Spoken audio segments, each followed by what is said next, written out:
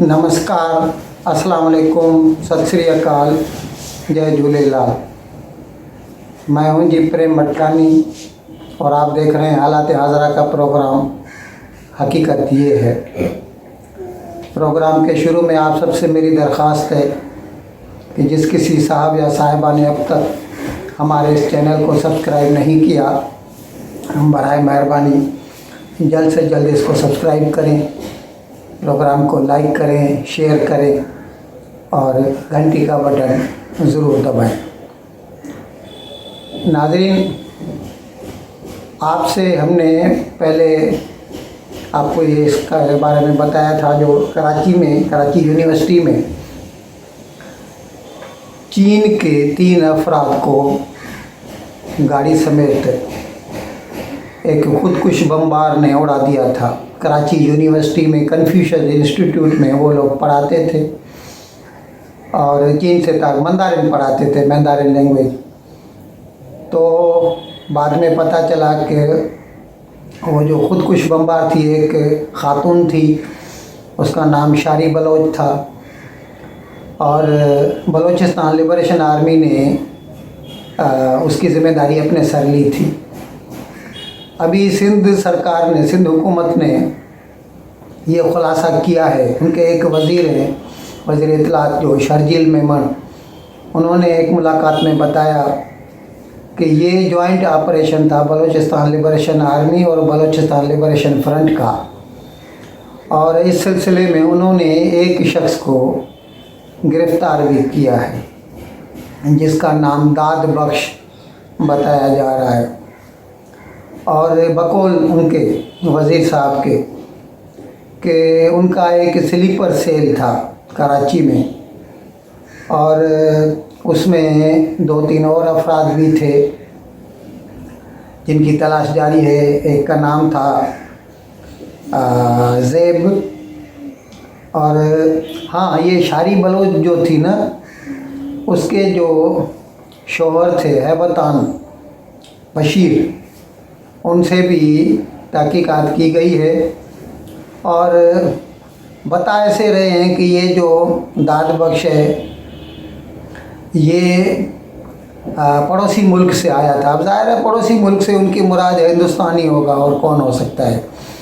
वो हमेशा ये दोनों मुल्कों की ये रिवायत रही है कि हिंदुस्तान में कुछ भी होता है तो पाकिस्तान पे इल्ज़ाम लगाते हैं और पाकिस्तान में कुछ भी होता है तो हिंदुस्तान पे लगाते हैं। तो अभी उन्होंने ऐसा कहा कि पड़ोसी मुल्क का था और वो इम्प्रूव्ड एक्सप्लोजिव डिवाइस आईईडी बनाने में बहुत एक्सपीरियंस्ड है दाद बख्श जो है। तो अभी उसकी तहकीकात हो रही है और जैसे जैसे और इसके बारे में खुलासा होगा हम अपने नाज़रीन को उसके बारे में मुत्तला करते रहेंगे। नाज़रीन, एक साहब हैं जो टीके के नाम से मशहूर है पाकिस्तान में, पंजाब में। टीके यानी उनका पूरा नाम है ताहिर खुर्शीद।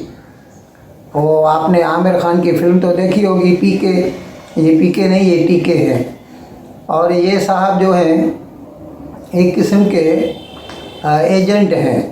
कहा ऐसे जाता है कि जो वज़ीर आला थे पीटीआई के उस्मान बुज़दार, यानी प्रेजेंट वज़ीर आला से पहले पीटीआई के जो वज़ीर आला थे उस्मान बुज़दार, ये उनके एजेंट थे और जो भी जहाँ से वसूली करनी होती थी, अब नई नौकरी हो, तकर्रुरी हो, ट्रांसफ़र्स हो या कुछ टेंडर वगैरह दिए गए हों, तो उनमें ये साहब मुलविस होते थे। ये जाके उनसे वसूली करते थे और फिर वो, जैसे हमने आपको पहले भी बताया कि फिर उस्मान वो पैसे जो हैं वो फरद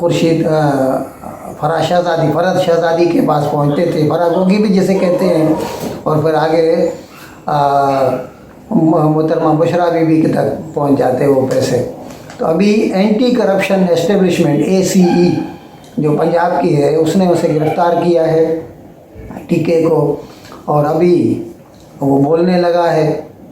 तो अभी पता चलेगा तो थोड़े दिनों में इसकी ज़्यादा खुलासा हो जाएगा।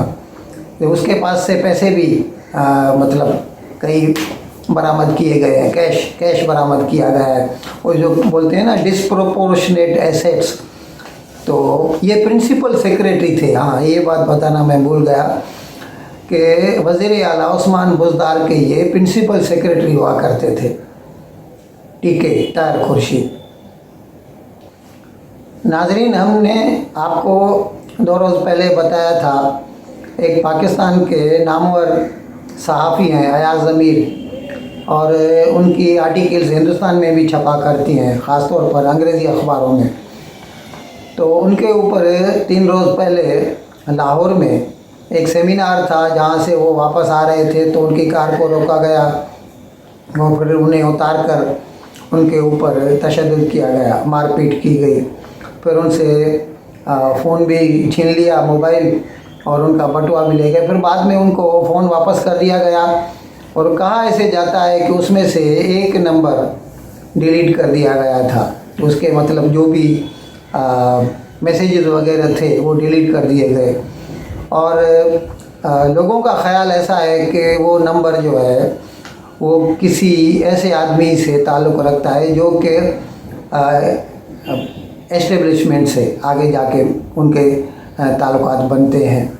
अब ये समझ में नहीं आता कि एस्टेब्लिशमेंट क्यों इसके ख़िलाफ़ हो गई। ये अलग बात है कि अयाज़ अमीर सबकी फिरकी लेता रहता है, इसकी आदत है। और उस दिन भी उसने एस्टेब्लिशमेंट को भी बहुत बुरा भला बोला था, और साथ साथ इमरान खान तो सामने बैठे हुए थे उनको भी बहुत कुछ बुरा भला बोला था। पहले तो लोग ऐसा समझ रहे थे कि ये पीटीआई वालों की कारस्तानी है, लेकिन अभी जैसे ये मतलब पता चल रहा है आहिस्ता आहिस्ता करके, तो लग रहा है कि ये एस्टेब्लिशमेंट वालों का ही काम था। नाजरीन, आपको मालूम है थोड़े दिनों में ईद आने वाली है, 10 तारीख है, 10 जुलाई को ईद उल अज़हा होगी। और इसके साथ साथ आजकल पाकिस्तान में कोरोना के केसेस भी बहुत बढ़ते जा रहे हैं। 4.5-5% तक पॉजिटिविटी रेट हो गया है।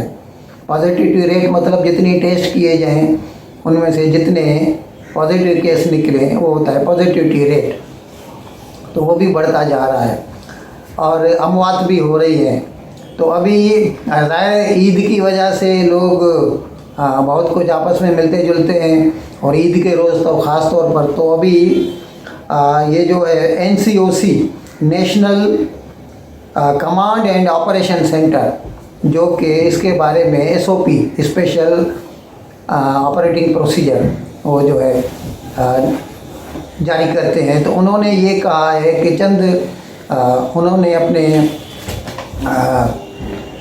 मशवरा दिया है सब लोगों को कि इन बातों पे अमल किया जाए तो बीमारी से बचा जा सकता है। अब उसमें हम आपके सामने पेश करते हैं। एक तो ईद की नमाज खुले में अदा की जाए।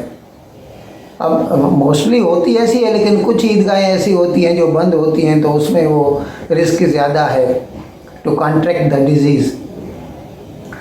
जाए नमाज घर से ले जाए, यानी वो जिस पे नमाज अदा करते हैं वो वहाँ पर जो रहती है ना, वो सभी एक की दूसरा, दूसरे की तीसरा इस्तेमाल करता है। वो सही नहीं है। अगर हर आदमी अपनी जाए नमाज घर से लेकर जाए तो वो उसकी अपनी होगी, तो उससे उसको बीमारी लगने का ख़तरा नहीं होगा। लोगों को सोशल डिस्टेंस, अभी ये तो मुश्किल लगता है हमें, वो 6 फीट का डिस्टेंस बना के 2 नमाजी खड़े रहें, तो ये तो हमें मुश्किल लगता है। लेकिन अभी SOP तो है, स्पेशल ऑपरेटिंग प्रोसीजर में ये भी कहा गया है कि मेंटेन सोशल डिस्टेंस। कुर्बानी घरों में न की जाए, मोहल्लों में न की जाए, बाहर जाके खुले में की जाए। यानी ऐसे कुछ मैदान वगैरह हों कहाँ पर, तो सब लोग उधर जाके अलग अलग से करें। अपने घर के बाहर क्या है, पतली पतली गलियाँ होती हैं, तो वहाँ पर बीमारी फैलने का ज़्यादा अंदेशा रहता है।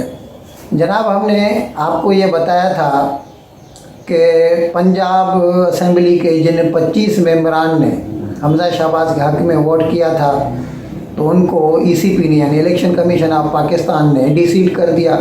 फिर उसमें से अभी जो 20 सीटें वो तो डायरेक्ट थी, तो उनके लिए अभी 17 जुलाई को ज़मनी इंतखाब होने जा रहे हैं।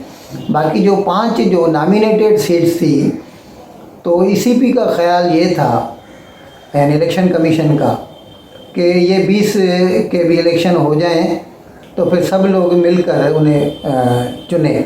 लेकिन बाद में फिर सुप्रीम कोर्ट ने ये फैसला किया कि नहीं, सब पूरे इलेक्शन हो जाएं तो। लेकिन अभी लाहौर हाई कोर्ट के एक जज जस्टिस शाहिद वहीद, उन्होंने ये फैसला सुनाया है कि वो जो 5 सीटें हैं उसमें आप अभी नए सिरे से उनका इंतखाब न करें या उनको नॉमिनेट न करें। जिस पार्टी की भी हो, मतलब वो तो ज़ाहिर है पीटीआई की सीट्स थी, तो उनमें से ही उसकी जगह पे किसी दूसरे को वो सीट अलाट कर दी जाए।